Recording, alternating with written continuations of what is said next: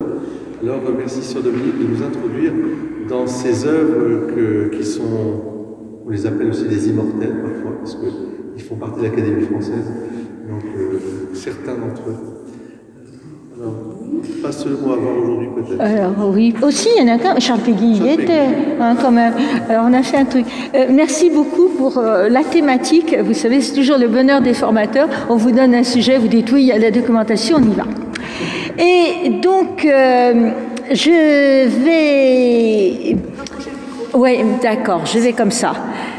Voilà. En plus, je m'enregistre toute seule, je me saborde. Que je vous raconte. Le 17 juillet 2024, notre cher pape François a signé une lettre sur le rôle de la littérature dans la formation.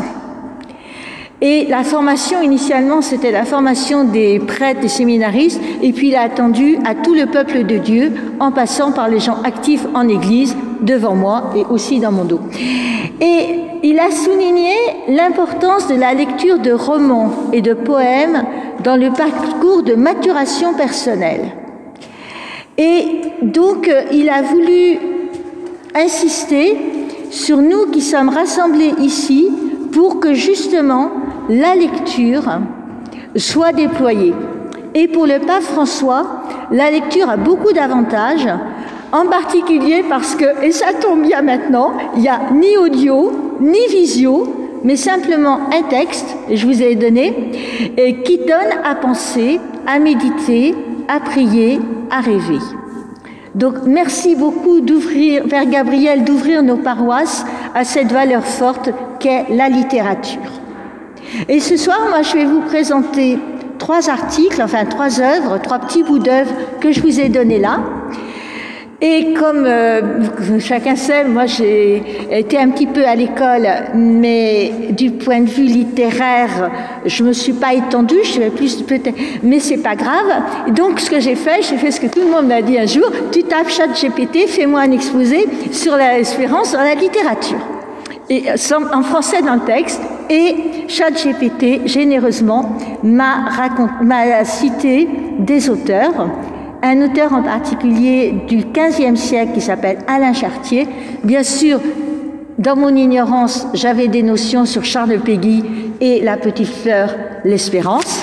Et en plus, une amie m'a parlé d'un philosophe, d'un texte sur André Comte-Sponville.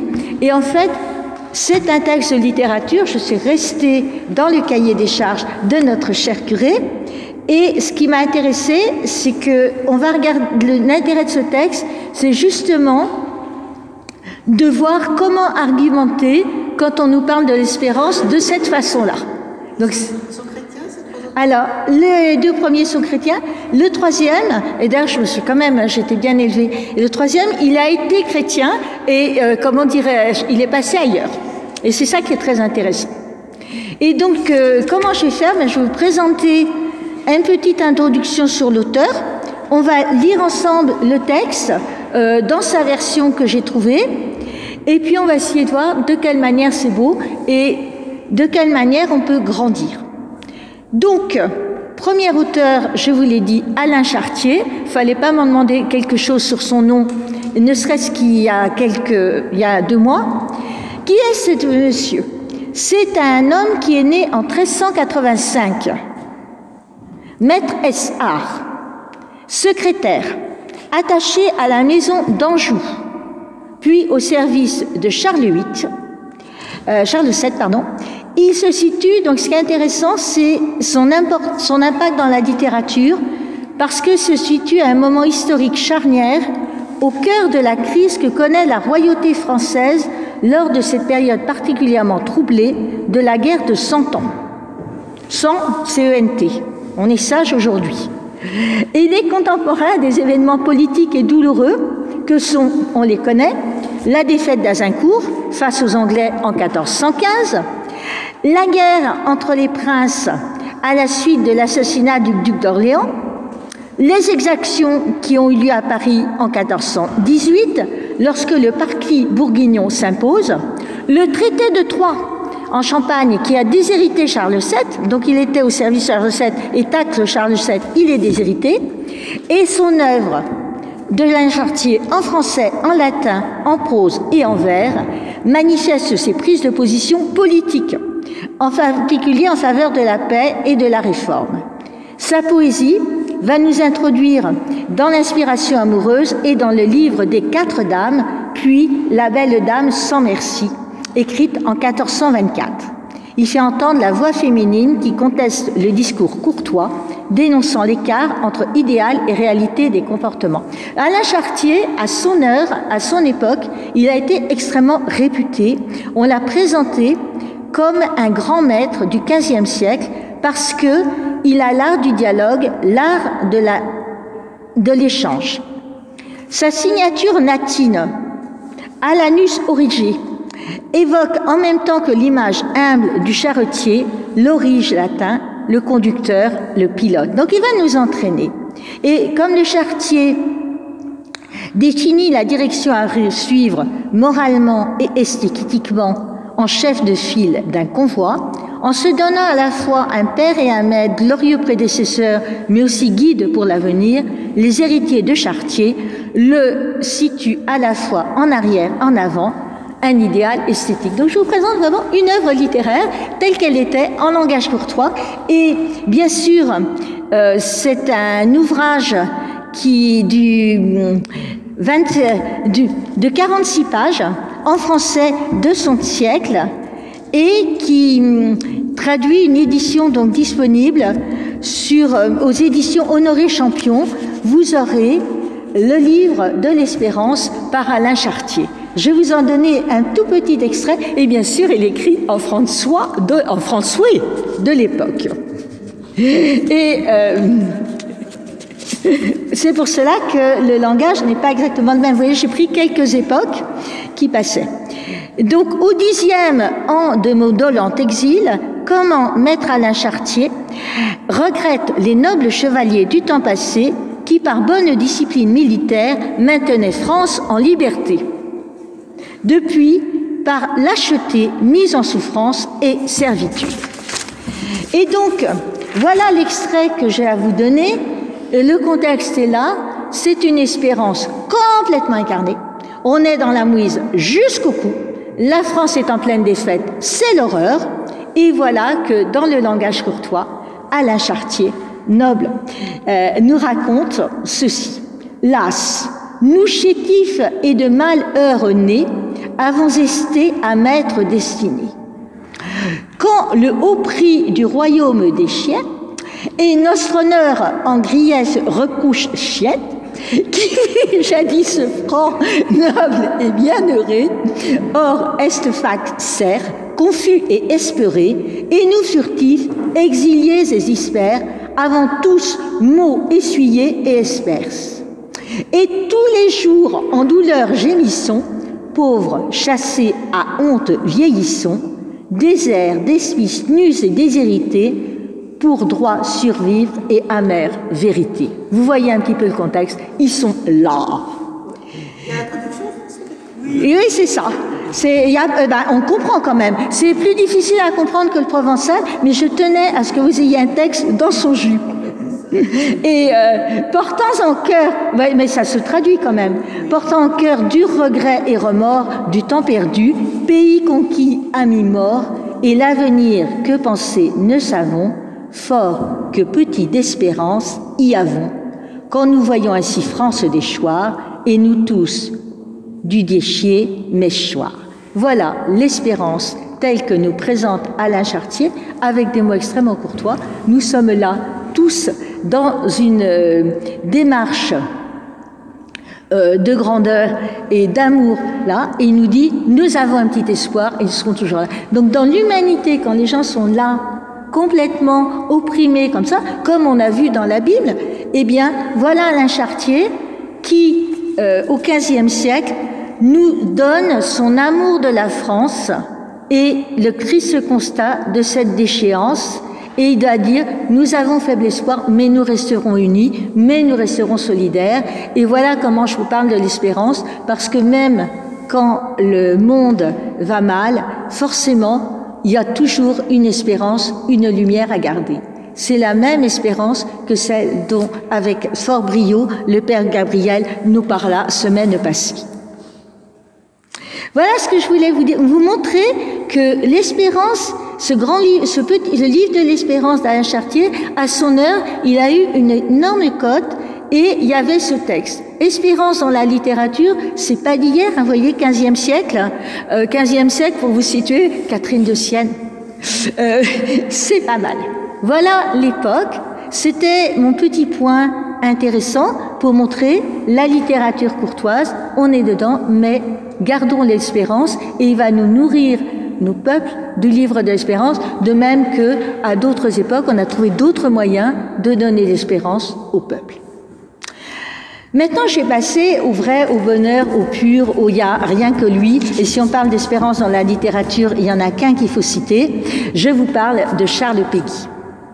Il est né le 7 janvier 1873 à Orléans. Mais pas que lui, d'accord, qui est passé.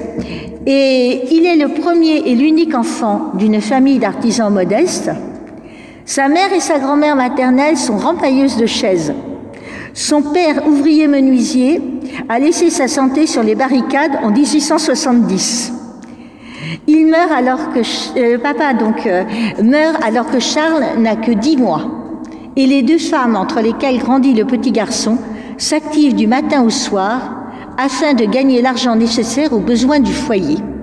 Charles, sitôt qu'il tient debout, entre dans la danse, lever matinal, soin du ménage, tâche modeste qu'il peut accomplir pour aider sa mère.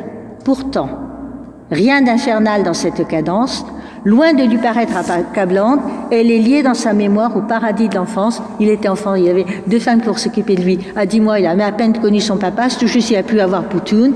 Et voilà qu'il va nous écrire absolument des merveilles. Il nous écrit le porche du mystère de la deuxième vertu. Et il l'écrit en 1911-1912. 1914, c'est pas encore là.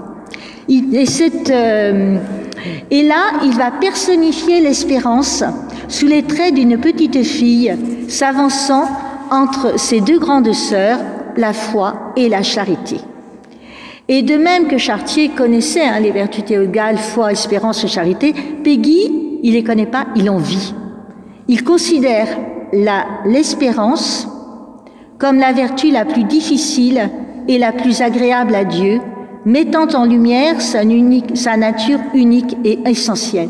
Et donc, il a dit, les hommes espèrent, alors que pour nous, l'espérance vient de Dieu et de notre conviction. Et vous voyez que c'est très intéressant de travailler dans la littérature parce que on va avoir des textes qui regardent notre condition humaine et qui ne la regardent que dans son humanité. C'est ce que j'appelle ramper pour le serpent, marcher à 4 pattes, et pourtant il y a espérance. Et pourtant, il y a espérance dans notre cheminement d'humanité. Une autre chose qui est sympa, quand même, c'est que donc c'est un poème, et qu'on m'a toujours dit, le poète, poieo, ça vient du grec poieo, faire, agir. C'est-à-dire que par les paroles poétiques, une action se passe en nous et dans notre espérance. Qu'est-ce qui va nous dire ce magnifique, c'est un sommet, l'espérance par Péguy. Non, ouais, non. Vas-y.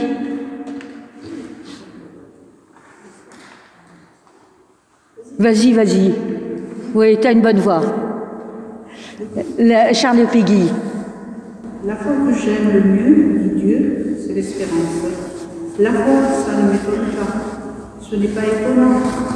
J'éclate tellement dans ma création. La charité, dit Dieu, ça ne m'étonne pas. Ce n'est pas étonnant, ces pauvres créatures sont si malheureuses qu'à moins d'avoir un cœur de pierre, comment auraient-elles point charité les uns les autres?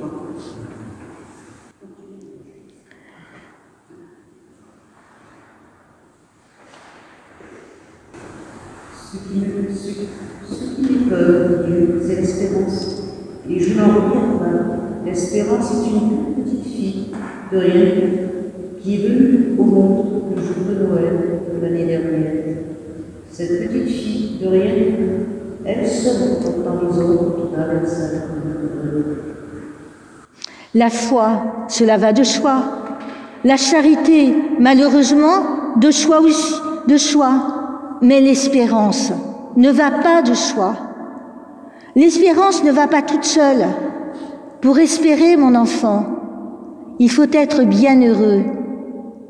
Il faut avoir obtenu, reçu une grande grâce.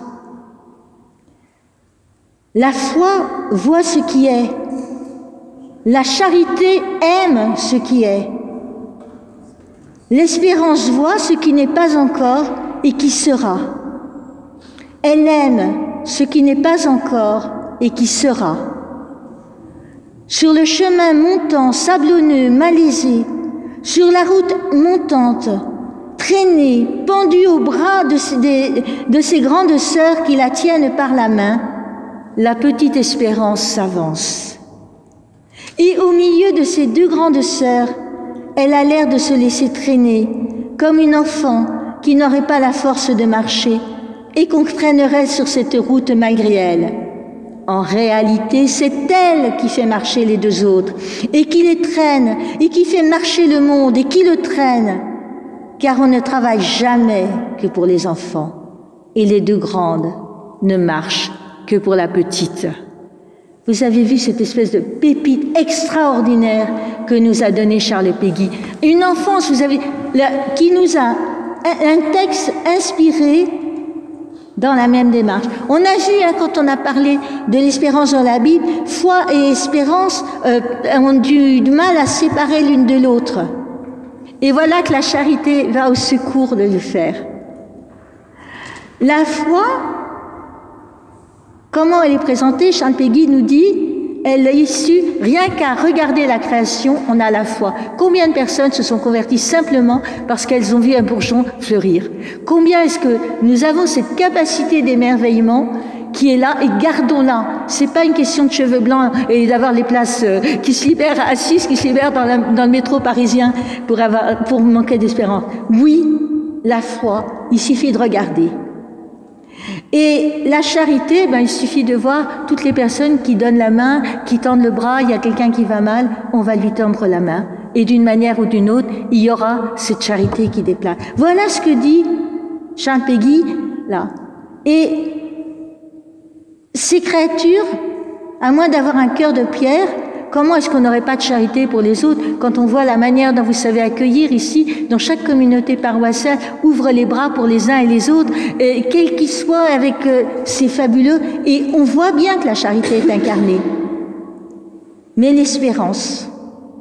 Et voyez que Péguy nous dit que cette espérance, petite fille de rien du tout, on imagine, on s'attend à quelqu'un de très fort et tous les grands combattants. Souvenez-vous de David.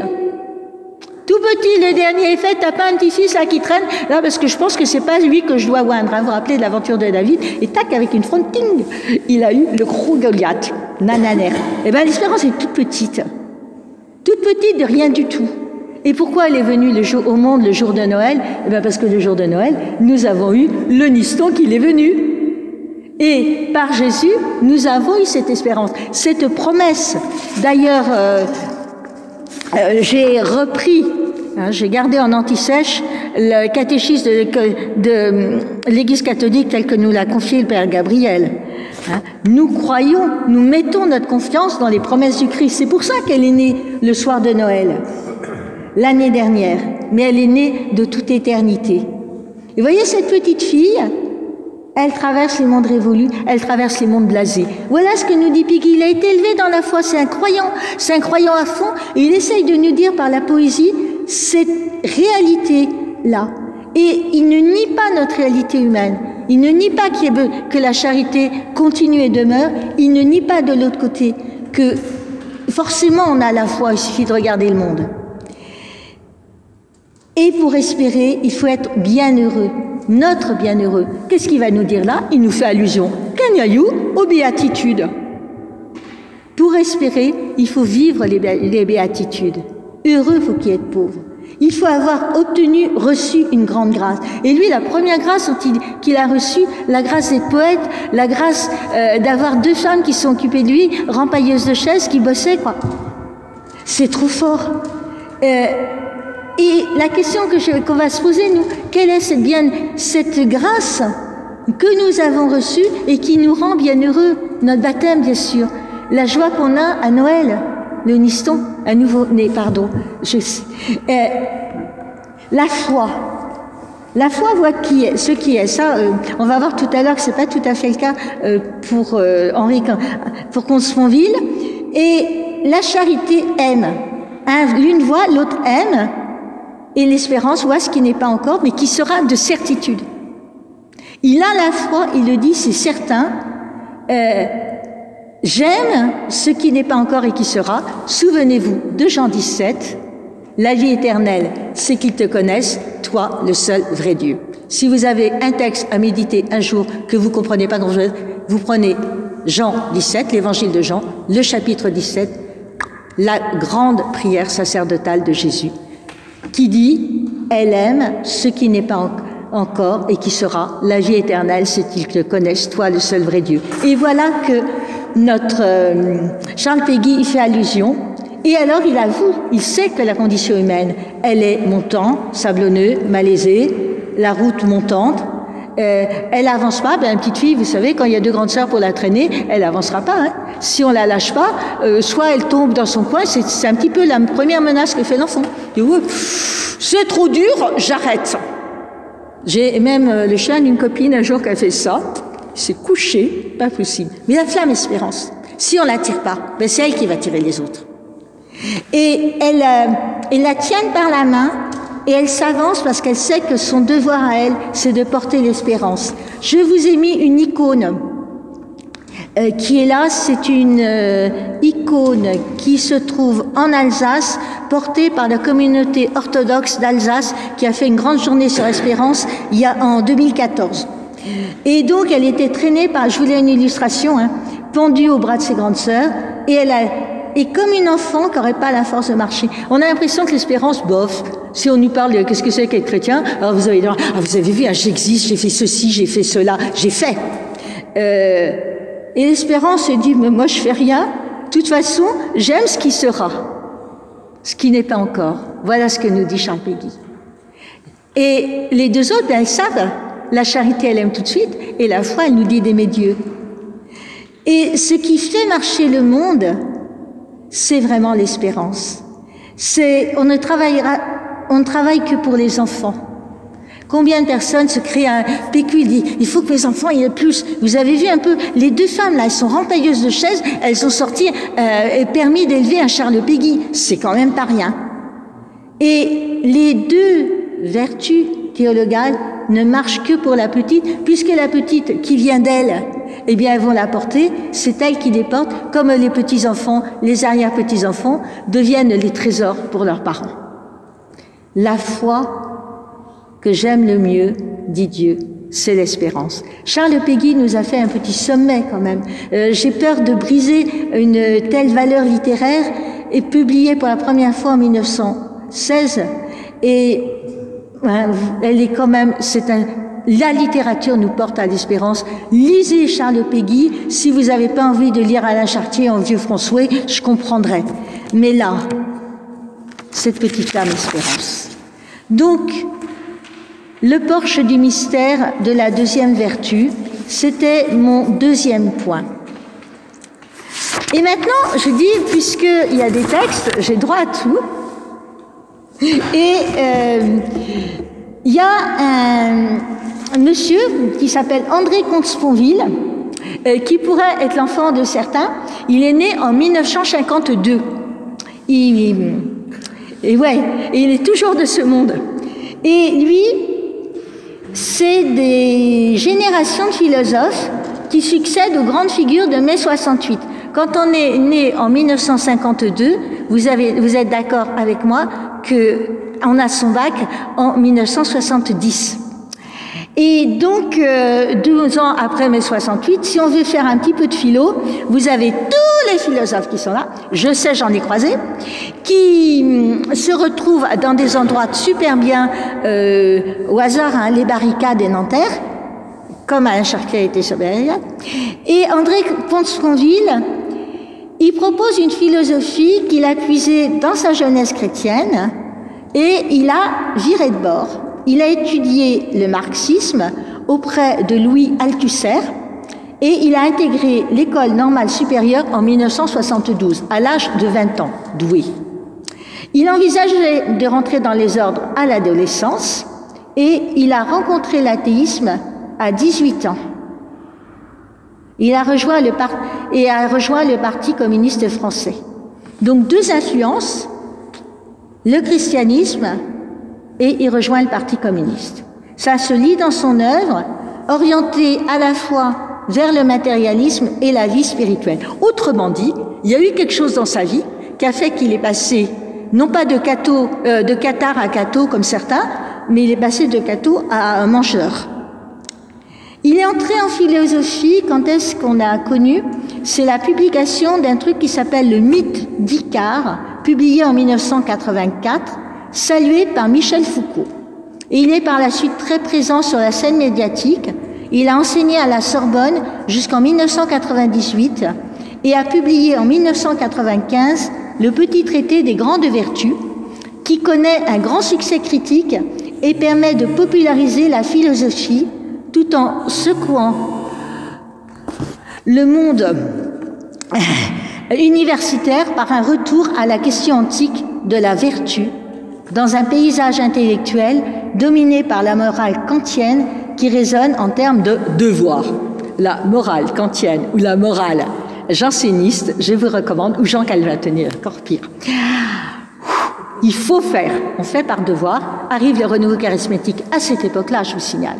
Les premières assemblées de l'Emmanuel, c'était dans les années 1976, 76-77. Hein, c'était, je voyais, je m'en souviens, c'était juste après mon baptême. Et donc, on raisonne là, devoir. La philosophie d'André Comte-Sponville, elle est éthique. Elle défend l'idée selon laquelle il nous faut vivre ici et maintenant, puisque seul le réel immédiat compte. Autrement dit, même pas d'horizon. Il s'agit d'un athéisme spirituel qui se reconnaît lui-même comme croyance et se veut héritier des valeurs morales transmises par les grandes religions. Et je pense, j'ai choisi ce texte aussi, j'ai pillé Alain Chartier, c'est pas ChatGPT qui me l'a dit, mais parce que justement, c'est le monde opposant auquel nous nous sommes confrontés. C'est le monde qui va nous dire « rendez compte de votre foi » et qui va nous le donner avec des mots à nous et en ayant puisé dans notre patrimoine. Et c'est quand on nous dit « rendez compte de l'espérance qui est en vous », n'hésitez pas à parler, à partager, eh bien voilà ce à quoi on risque de se confronter. Voilà un André Comte-Sponville qui a pignon sur rue, qui a écrit plus de bouquins que jamais ma vieille nourrice n'en lira dans sa vie. Eh bien, il défend ça, un athéisme spirituel. Il a siégé, tenez-vous bien, au Comité consultatif national d'éthique et il y a un numéro des Cahiers de Lerne qui lui est consacré, qui est paru début 2020. C'est aussi dans ces moments-là qu'on a nos sources de nos grands penseurs en face. Et vous voyez, quand même, même pas moins d'un siècle après Charles Péguy, voilà la pensée qu'on nous offre, André Comte-Sponville. Et mon but dans ce texte que je vais vous lire, c'est de vous proposer de réfléchir à quelle réponse chrétienne apporter à ce que nous a donné André Comte-Sponville. Moi-même, en invoquant le Saint-Esprit, toujours le Schulter-Bernard derrière moi, je me trompe toujours, j'ai pour justement présenter ça. J'ai trouvé ça, alors toujours mes déformations, toujours ressourcées, Cahier d'éthique sociale et politique, le numéro 41 publié en 1994, pages 35 à 40, et j'en ai extrait des points qui me semblent importants. Écoutez-moi ça, vous allez apprendre, et moi je vais vous... Enfin, la missionnaire, hein, OP, c'est Ordre des prêcheurs, c'est pas qu'on papote, va vous raconter ce qu'il y a. C'est d'ailleurs ce qu'explique bien clair. Voilà ce qu'explique saint Augustin et saint Thomas d'Aquin, l'un et l'autre s'appuyant sur un texte fameux de saint Paul. Des trois vertus théologales, la foi, l'espérance et la charité, il n'y en a qu'une seule, nous dit saint Paul, qui ne passera pas, c'est reconnaître que les deux autres, dans le royaume, seront obsolètes. Raisonnement, d'Alain Chartier, puisque la foi passera, écrivent saint Augustin et saint Thomas, puisqu'il n'y aura plus lieu de croire en Dieu quand on sera en Dieu. Ça ne sera plus un acte de foi. Et l'espérance passera, puisque quand nous serons dans le royaume, il n'y aura plus rien à espérer, puisque l'espérance, c'est que l'a décrit Alain Chartier, porte sur le royaume. On y sera. Bref, dans le royaume, il n'y aura plus ni foi ni espérance. Dans le royaume, il n'y aura plus que la charité. Dans le royaume, il n'y aura plus que l'amour. J'en suis là. Être athée, c'est simplement considérer que nous sommes dans le royaume, ici et maintenant, et qu'il n'y a en conséquence rien à croire, ni rien à espérer, qu'il n'y a que l'amour, ou à défaut, puisque nous ne sommes pas des saints, que la volonté. Vous verrez quand même que c'est raffiné, hein. Je vous lis en entier, puis je vais vous en faire un petit commentaire, comme on va voir. Alors, quelle différence entre l'espérance et la volonté? On l'a vu, l'espérance porte sur ce qui ne dépend pas de nous, la volonté sur ce qui en dépend. L'espérance marque l'impuissance de l'âme, disait Spinoza, la volonté, sa puissance.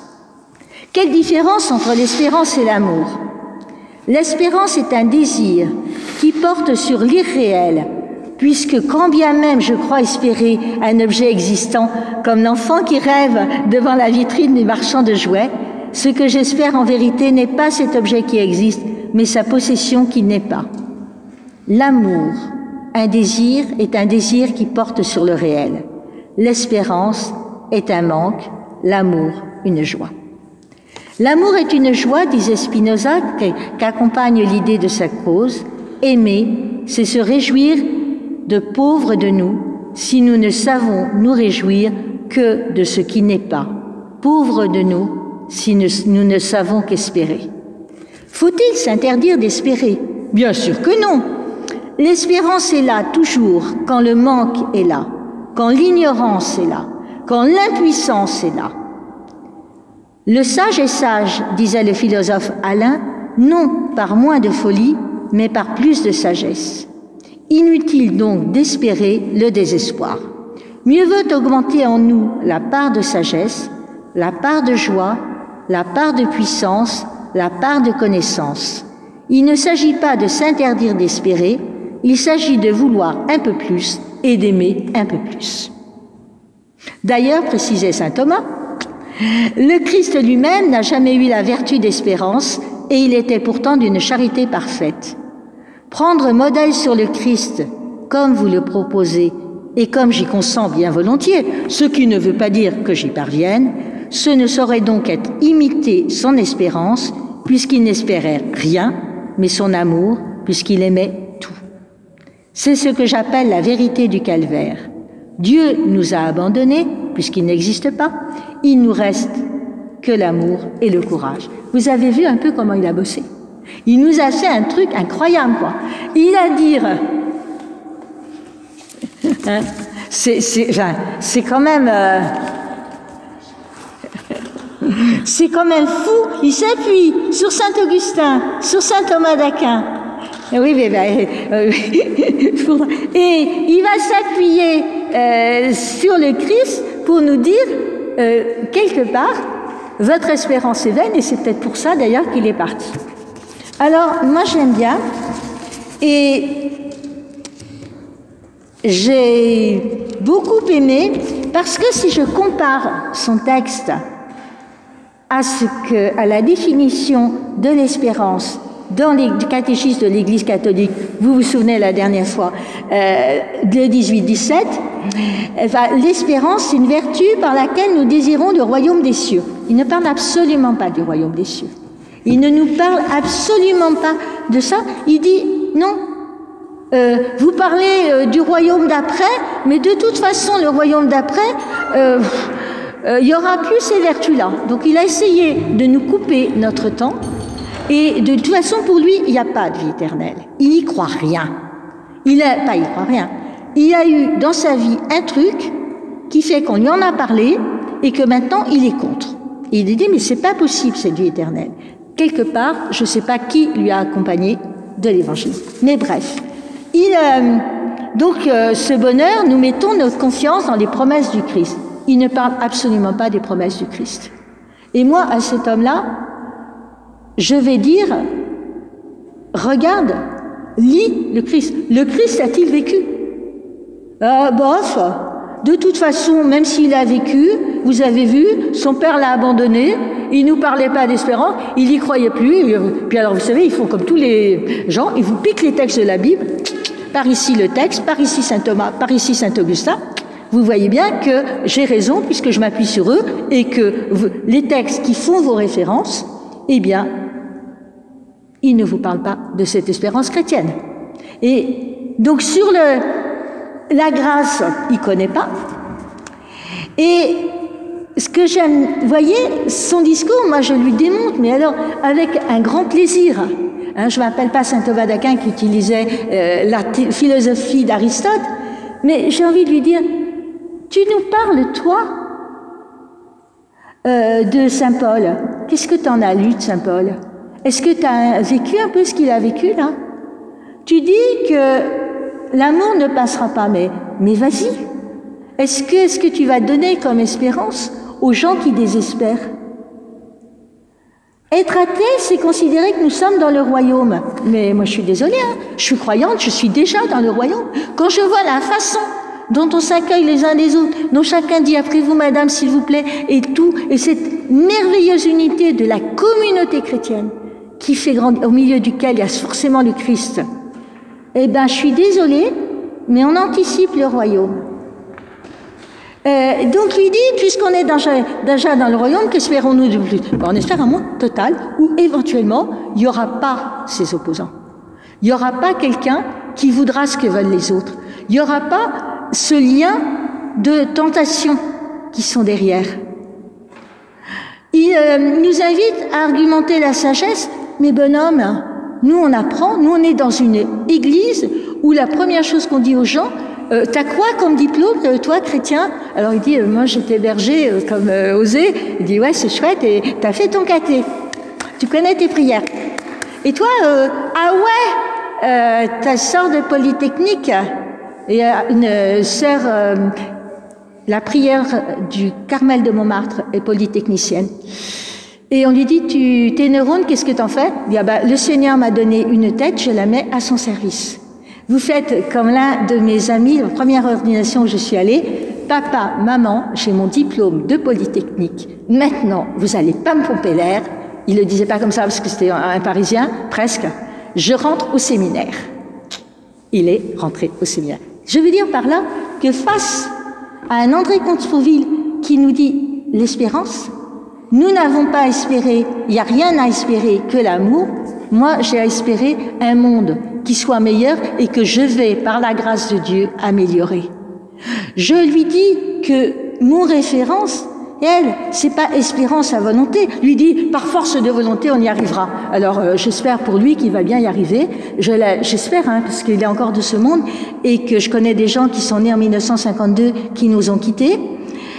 Et oui, et quand même, il a le temps de s'y mettre. Moi, je trouve que le Seigneur est très miséricordieux parce qu'il a le temps de regarder cette lumière de Dieu qui lui a été donnée dans son enfance et qui dit la volonté. Mais oui, nous, on a de la volonté. Oui, Alain Chartier, André Comte-Sponville, j'ai l'honneur de vous dire que nous sommes des gens avec une bonne volonté et que notre vouloir à nous, c'est de déployer l'amour et c'est d'abolir les guerres. Ah, vous voyez, nous savons que notre foi est source de cela, que notre foi est source d'espérance. Alors je te fais un grand sourire, c'est la dernière fois que tu m'as fait de putain de gueule. Nous savons en qui nous avons mis notre amour. Vous comprenez le texte? Et le canaillou, il nous dit, le Christ n'a jamais eu la vertu d'espérance, précisait saint Thomas, mais il y croyait. Mais il nous annonçait le royaume. C'était pas de l'ordre de la vertu, c'était de l'annonce. C'est bien ce qu'a repris le catéchisme de l'Église catholique. Nous savons que nous n'avons pas comme but la puissance, la notoriété, ces points-là. Nous, ce qu'on veut, c'est simplement mener notre petite vie de bonne femme, de bonhomme, tranquillou, en avançant avec Jésus et en faisant nos petites prières tous les matins, en mettant notre vie sur le regard de Dieu, parce que notre vie, elle est démarche. Si on a 2 pattes, c'est pour marcher. Voyez le message? Et je voulais vous présenter ce texte aussi, une littérature qu'il va falloir, bon là j'ai fait rapidement, assimiler, apprendre à contrer ces points-là.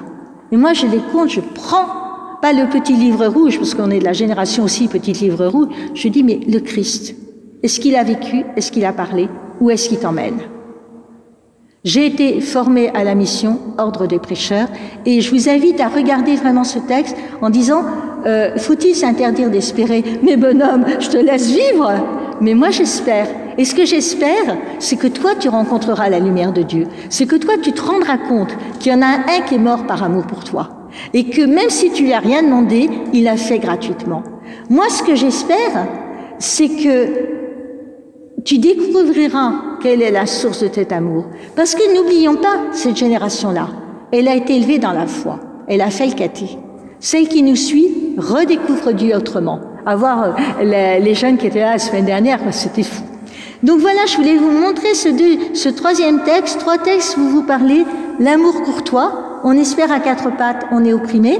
C'est ce que j'avais présenté quand j'ai présenté les textes là. La flamme espérance de Peggy avec cette merveille. Et moi, je vous invite à être ces petites filles, ces petits garçons qui traînent la foi et tout, et qui cheminent vers la lumière de Dieu.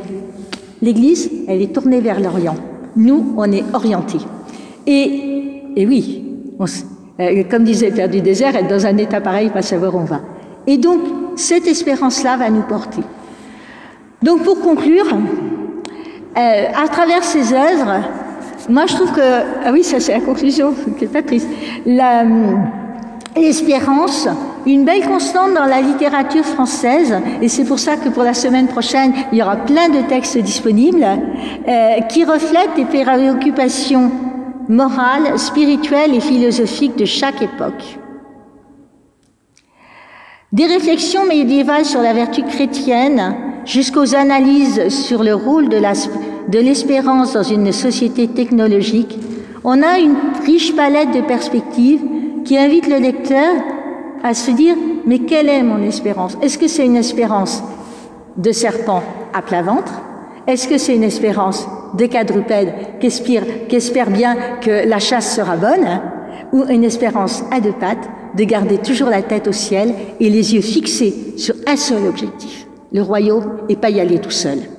Et c'est ça, clarifier la perspective dans laquelle nous nous inscrivons, l'espérance dans la foi chrétienne. Voilà ce que je voulais vous dire ce soir. La semaine prochaine, c'est le Père Gabriel qui va vous parler de texte, et la semaine d'après, moi j'ai la part de la petite Vénarde, parce qu'il y aura les saints et l'espérance. Merci. On va peut-être poser quelques questions quand même. Oui, quand même, oui. La prochaine attention, le chemin de croix est mis en lieu dans les rues de Gadagne, parce que c'est les vacances, donc on le fait avec les enfants. Après le chemin de croix, nous serons à l'église. La conférence aura lieu à l'église de Châteauneuf de Gadagne. Donc chemin de croix et conférence, où on verra d'autres auteurs. Est-ce qu'il y a des questions sur ces 3 textes qui marquent des époques des époques très marquées en fait, mais elles sont toutes marquées nos époques. Est-ce qu'il y a une question, quelque chose qui vous semble bizarre? C'est sûr que le vieux français, il faut le voir, mais est-ce que vous faites la distinction entre l'espérance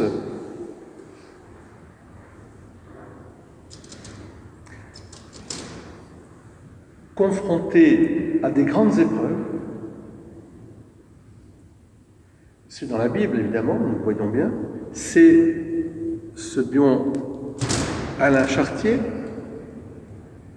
on pourrait dire, voilà. Et puis, je dirais, et on peut dire Peggy aussi, mais enfin, ce sera Peggy, en fait, il est mort, c'est qu'il est mort en 1914, en fait, ses œuvres ont été publiées après sa mort. Enfin, une partie de ses œuvres, en tout cas, celle-là. Et puis, une espérance, je dirais, plus confortable, parce que André Comte-Sponville, il vit comme nous, on a vécu dans les 30 glorieuses, les 80 ans sans guerre. On ne sait pas, voilà, donc il y a quelque chose. Voilà. Est-ce que vous sentez, parce que. André, quand je suis pas mal, parce que je me disais ça moi. Je crois qu'il a laissé, je crois que c'est sa mère, et c'est à partir de là qu'il a perdu la foi. Alors, bah, c'est suffisant. Oui, c'est possible. Il n'a plus d'espérance à partir de ce moment-là. Alors, il s'est dit, c'est terminé. Il a tout souffert. Oui, mais ça peut expliquer parfois une sorte de rupture avec ce qu'il avait. Moi, je voudrais surtout vous interpeller sur un point important, à vraiment garder au fond de son cœur, c'est que c'est pas nous qui nous sauvons, c'est bien le Seigneur qui nous sauve. C'est-à-dire que dans toute la littérature sapientielle, justement, on voit bien que, et bien sûr l'histoire sainte, les gens sont comme nous, ils sont confrontés aux difficultés tous les jours, et même à des grandes difficultés, des exodes, etc. Et tant qu'ils se tournent sur eux-mêmes ou sur des alliés plus puissants, etc., ça ne marche pas. Mais à chaque fois qu'ils se remettent vers le Seigneur, ils se tournent, ils s'orientent, comme disait Sœur Dominique, ils s'orientent, alors à ce moment-là, la vertu d'espérance qui vient de Dieu, qui est un don de Dieu, pour nous orienter vers le royaume, qui est déjà en nous, eh bien, apparaît.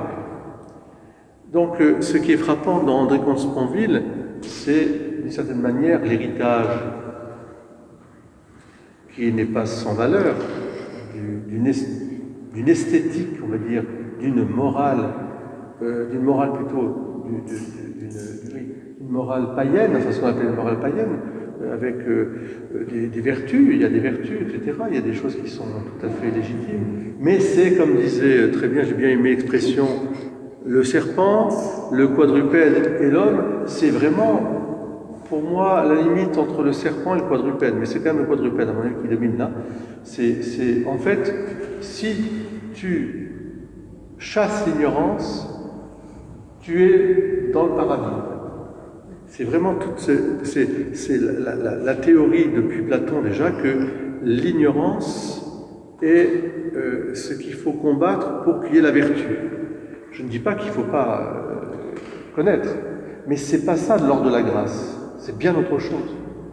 C'est pas à force de bras, vous comprenez? Même s'il faut acquérir des vertus cardinales, mais c'est pas l'ignorance. C'est pour ça que dans la théorie marxiste, avec le fameux slogan « La religion opium du peuple », vous comprenez? C'est ça qu'ils veulent montrer. Dans une vision, ce qu'on appelle positiviste, progressiste, on est passé de la mythologie aux religions à la science. Et maintenant, au surhomme, tout ce que vous voulez. C'est-à-dire que ce sont des étapes pour libérer l'humanité qui avait besoin des mythes, de la religion, et maintenant la science, parce que la science nous montrera tout, etc. etc. Il y a une espèce de technologie, maintenant qu'on peut dire qu'on a dépassé même la science, c'est la technologie, l'intelligence artificielle, tout ça. Donc, on met le mot espérance. Alors, ce qui est aussi assez intéressant, c'est que ces gens-là ont un discours de plus en plus religieux. Ils prennent le vocabulaire, y compris notre président, quand il a parlé de fraternité pour l'euthanasie. Il a fait un texte, etc., que c'était la fraternité, c'était d'avoir de la compassion pour les gens, etc. Enfin, tout le discours. Et alors là, je me rappelle que les évêques de France étaient montés au créneau en disant Monsieur le Président, quand même, vous vous appuyez exactement comme lui sur le Christ, enfin quelque part sur ce que le Christ nous a dit, aimez-vous les uns les autres comme je vous ai aimé, nanana. Voilà, il détourne. Et en fait, il le détourne du ciel. C'est là. Ils empêchent les gens de lever la tête vers le ciel. Heureusement que Dieu a d'autres façons de nous réunir. Mais, je voudrais aussi vous mettre en garde dans l'Église sur une façon raplapla aussi de parler des mystères, dont Peggy parle, où en fait on va ramener la religion chrétienne à cette espérance, enfin à ce côté, je dirais, purement terrestre. On ne parle plus du ciel. On ne parle plus, bien sûr, de toutes les fins dernières. On ne parle plus, je dirais, du salut au sens que l'unique médiateur, Jésus-Christ, Fils de Dieu Sauveur, nanani, tout ça. Non, non. Ce qui est important, c'est que tout le monde vive bien. On va bien vivre, on va bien vivre, mais ça existe. Il y a un livre qui est sorti, qui est intéressant, qui est peut-être c'est vite, mais qui est quand même intéressant, je vous le mettrai la semaine prochaine, de Philippe Iturrib, ça s'appelle « Les fractures du christianisme », qui est un livre qui est sorti en 2024, et il fait une analyse un petit peu de tout le discours ambiant que l'on a, qui va de l'écologie à l'immigration, l'accueil du migrants, etc., avec des vocabulaires de plus en plus mystiques, on pourrait dire presque religieux, mais qui sont très dangereux en fait d'une certaine manière, parce que ça vide, encore une fois, le message chrétien de son orientation vers le ciel. Et ça nous fait faire des erreurs aussi politiques, ça j'en suis sûr. En fait, ça serait un petit peu comme un pansement sur une jambe de bois, comme une sorte de couverture, de chape. C'est-à-dire que quand on parle de ce qui se passe en ce moment, c'est très anxiogène. Hein. Ah bah oui. Quelques sujets qu'on aborde, c'est clair. Très anxiogène. On se sert de la... Et donc on va utiliser, mais dans le sens de manipulation, la religion, de façon à faire quelque chose, un emballage un peu joli, de tout ce qui nous entoure et qui est monstrueux en ce moment. Regardez, quand même, on a un Premier ministre qui a réuni un conclave. Le fait. Moi, j'ouvre la radio, parce que je ne l'ouvre jamais, puis j'entends le conclave s'est réuni. Le conclave. Tiens, le pape, et puis j'entends, non, c'est ça, l'état de grâce, on pourrait prendre plein de choses. Et donc, on délave tout ça, et on le met à la sauce, voilà. En fait, aussi, André Consponville, c'est bon, dans le marxisme, moi j'ai mes sœurs qui étaient plongées dedans, donc je vois très bien tout ce qu'ils ont, comment ils voyaient des choses un peu, donc l'opium du peuple ne rappelait pas. Il y a un volontarisme qui peut rejoindre, c'est pour ça qu'entre communistes et chrétiens, parfois, il y avait la main tendue parce qu'on est là pour aider contre l'injustice, mais en fait, c'est un piège. C'est un piège. Le marxisme est une théorie matérialiste. Matérialiste. Le socialisme aussi. Il faut le dire, ça a été condamné. Non pas les personnes, mais la théorie. Or, quand on en parle et qu'on dit un peu comme ça, même au sein de l'Église, parfois on a des réactions. Ah, mais non, il ne faut pas, comment, etc. Il ne faut pas dire ça, il ne faut pas. Je dis, mais quoi, il ne faut pas dire ça? Mais Jésus-Christ est-il le sauveur ou pas? Est-ce que c'est oui ou c'est non? Est-ce que la lumière c'est ça ou les ténèbres c'est... Voilà. Alors, bien sûr, des gens très intelligents, pétris de culture, il n'y a aucun doute, intéressant à écouter. Je pense à Michel Onfray aussi, qui est extrêmement très intéressant, que je pense...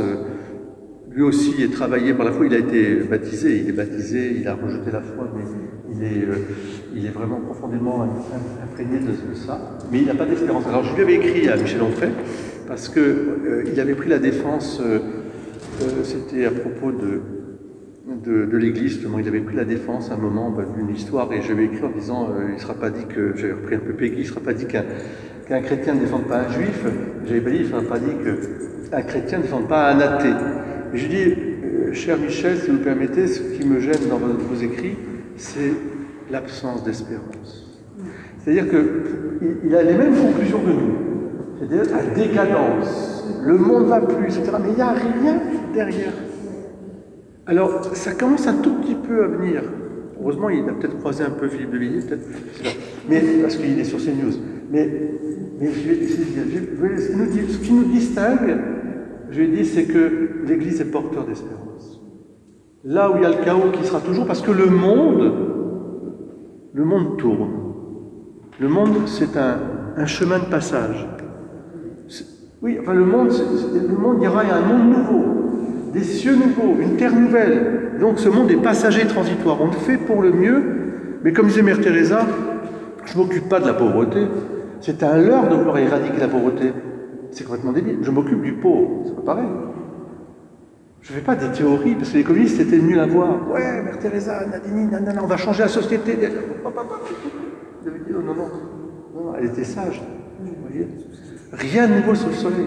Tout ça, c'est bien. Et c'est intéressant de pouvoir comparer, parce que ce qui est dangereux, parce que c'est quelqu'un attention, hein, ce sont des textes qui sont puissants et qui peuvent vous faire tourner la tête.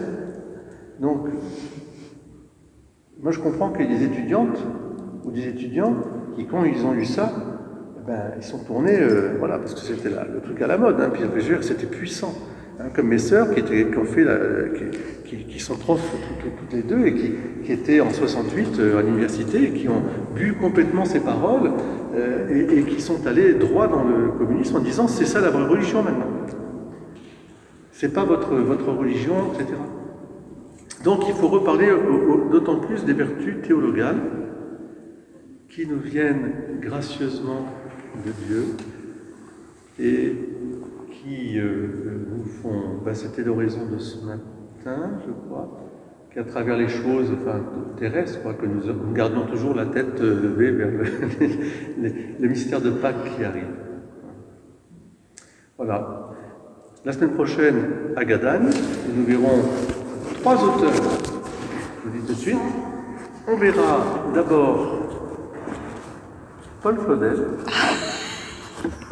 Georges Bernanos et François Cheng. Cheng, ça c'est mon petit trésor à moi. Voilà, c'est un trésor. Et là, vous... Voilà. Alors, oui, je pense qu'on va voir du Tillet aussi là. C'est vraiment magnifique. Je voudrais simplement aussi rappeler que le poétique s'oppose à quoi? Le poien en grec. Le poétique, vous savez que le poétique, il s'oppose, parce qu'on dirait aussi un peu le philosophe, etc. Oui, il s'oppose au fond au faber, enfin celui qui fabrique, qui construit, au matériel, on va dire un petit peu. Et le poétique, il s'oppose non pas de contradiction, mais il donne sens. Il donne sens. On a besoin de poésie, c'est-à-dire au sens, parce que Jésus, l'évangile n'est pas plus poétique que l'évangile. Ça ne veut pas dire qu'il est déconnecté du réel, mais c'est qu'il donne sens. Et une société qui ne veut plus du philosophe, du poétique, et du poète, eh bien, est une société matérialiste.